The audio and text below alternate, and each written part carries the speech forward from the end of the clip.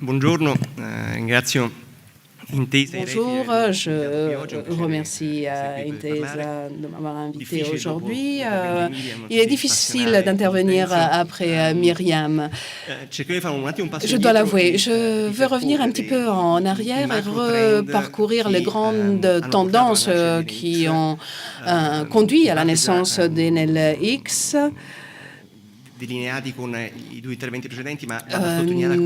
J'aimerais plus particulièrement souligner quelques aspects fondamentaux qui ont créé les conditions pour la naissance d'Enel X. D'une part, la question clé des énergies renouvelables, bien sûr.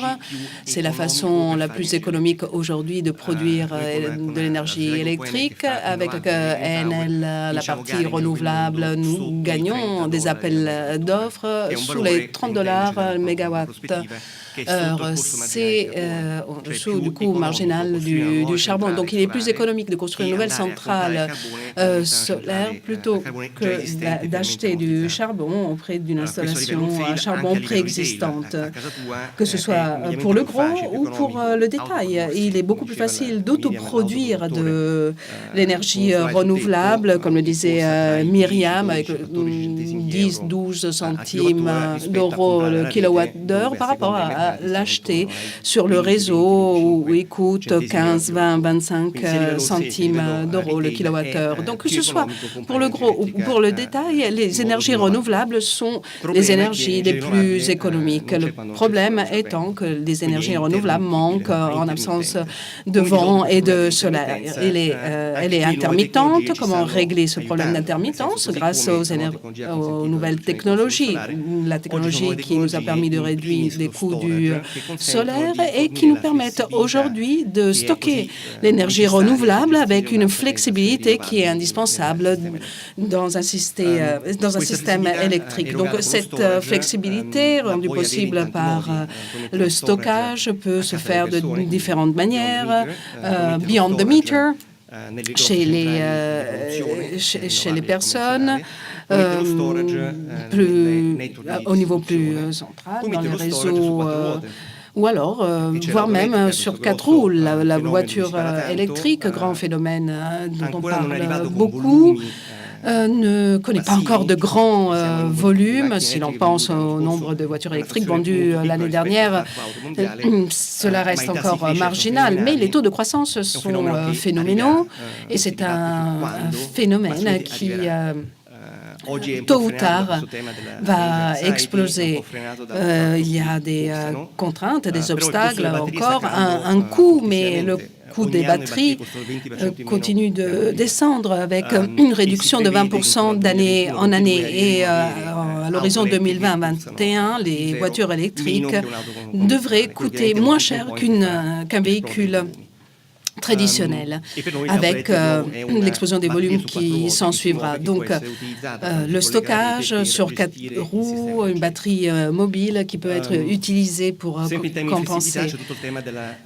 Toujours quant à la flexibilité, la gestion de la demande, on peut vérifier auprès des clients privés ou industriels les pics de consommation et mieux s'adapter à la consommation des personnes et des entreprises. Autre tendance, que ce soit pour les renouvelables, pour le stockage ou la gestion de la demande, nous avons le digital, le numérique, des logiciels qui sont présents sur le réseau et qui permettent d'améliorer la gestion. Voilà, ce sont des aspects, des grandes tendances qui déplacent l'attention de l'utility au client, à l'utilisateur, qui a toujours été un petit peu maltraité par les opérateurs et qui devient central dans ce nouveau paradigme énergétique. Et nous avons donc décidé de créer cette entreprise qui est consacrée à offrir aux clients les nouvelles solutions qu'offrent les nouvelles technologies. 10 ans après le succès de Green Power, qui est devenu le leader sur les renouvelables, Enel X a voulu se concentrer sur les investissements des capitaux, sur le bon type de management qui pouvait faire croître ce modèle avec 4 lignes d'activité, une consacrée au résidentiel, donc tout ce qui concerne l'offre de photovoltaïque, résidentiel, batterie et efficacité énergétique. Après, l'industrie, donc clients industriels, batterie, efficacité énergétique, et les administrations publiques, donc tous les clients qui sont les administrations publiques. Et la 4e ligne de business concerne la mobilité électrique qui est transversale. Il s'agit d'un business au niveau mondial qui est né en Italie, mais plus de 60% de notre business se fait à l'extérieur de l'Italie. Nous avons donc une présence historique italienne, mais nous sommes aussi présents avec Endesa en Espagne, en Amérique latine, aux États-Unis et plus récemment en Afrique du Sud, en Australie, Corée du Sud, Nouvelle-Zélande. Nous avons complété ce réseau global avec des acquisitions récemment. Au cours des 12 derniers mois, nous avons acquis 3 sociétés aux États-Unis. La première, Enernoc, qui était un leader mondial pour les clients industriels dans le domaine du demande-réponse. Après, une start-up californienne qui a un logiciel qui est en mesure d'intégrer avec une ligne de rechargement des véhicules électriques, et puis un autre logiciel de gestion de batterie qui est distribué chez les clients commerciaux, industriels et chez les privés, les clients privés. Donc, au début, il y avait 1000 personnes qui consacraient leur travail à cette activité. Il y a eu ensuite 1000 autres personnes qui ont rejoint la société avec ces acquisitions. 500 personnes ont été embauchées au cours des 6 derniers mois. Donc, il y a une start-up maintenant de 2500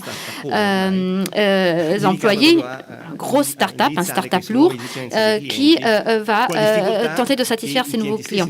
Avec la difficulté que les clients eux-mêmes n'ont pas vraiment compris ce qu'ils souhaitent avoir. Donc, il faut développer ces nouveaux projets, les tester avec le client et éduquer le client pour l'aider à comprendre ce qu'il veut. Et une fois que l'on aura trouvé les bons produits pour les clients, il va falloir en réduire les coûts en nous appuyant sur ce réseau mondial que nous avons.